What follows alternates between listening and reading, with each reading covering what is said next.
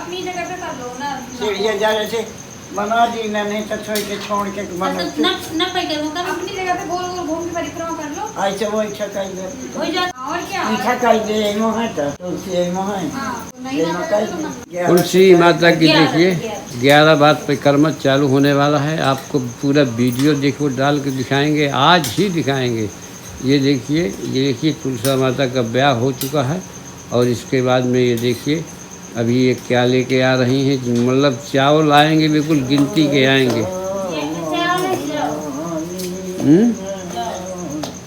देखिए इनका चावल बड़ा महंगा है। और जावा लेके आ रही हैं। और इसके बाद ये पंखुड़ी देखिए क्या से क्या हो रहा है इनका काम। और यहाँ भी दिखाते जाइए, ब्याह की तैयारियाँ भी चल रही हैं दोस्तों। उनका भोजन भी तो बनेगा, तब तो होगा काम। देखिए दोस्तों, ब्याह की तैयारियों में जुटी हुई है पंखुड़ी। क्यों पंखुड़ी? ये दोस्तों खाटू महाराज के आप लोग दर्शन करिए।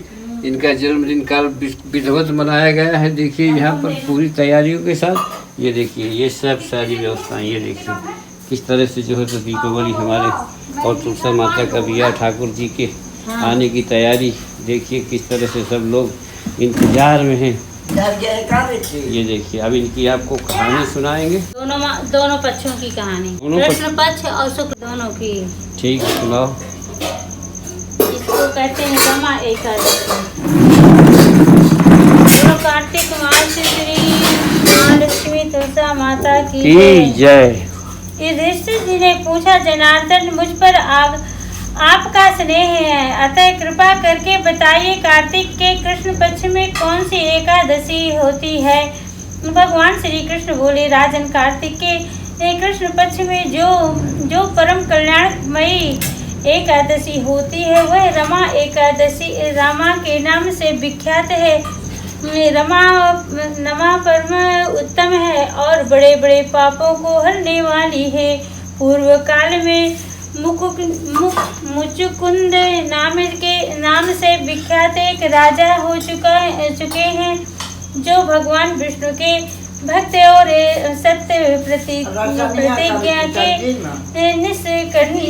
निष्कंटक राज्य का शासन करते हुए उस राजा के यहाँ नदियों में श्रेष्ठ चंद्रभागा कन्या के रूप में उत्पन्न हुई। राजा ने सेन कुमार शोभन के साथ उनका विवाह कर दिया है।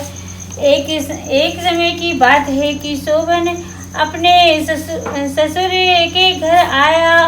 उसके यहाँ दशमी का दिन आने पर समूचे नगर में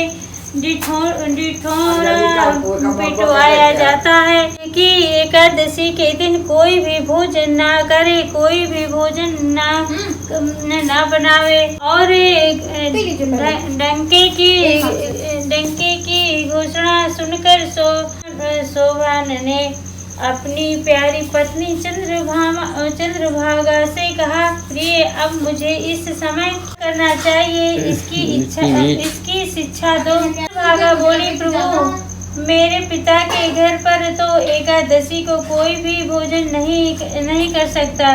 हाथी घोड़ा हाथियों के बच्चे तथा अन्य पशु भी अन्य घास तथा जल तक आहार नहीं कर पाते, फिर मनुष्य एकादशी के दिन कैसे भोजन कर सकते हैं।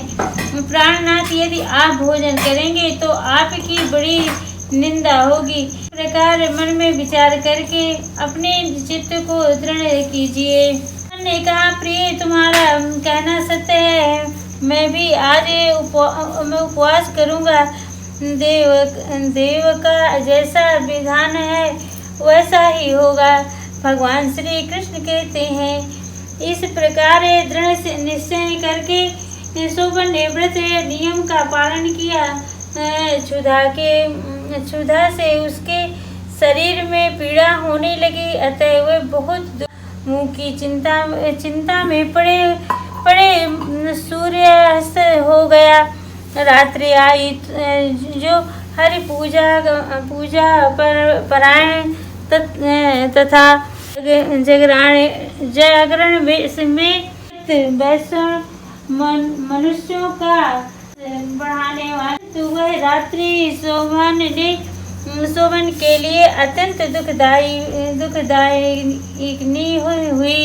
सूर्योदय होते होते उनका प्राणांत हो गया। राजा चंद्रकुंद ने राजोचित कंठों से उनका दृढ़ दाह संस्कार कराया।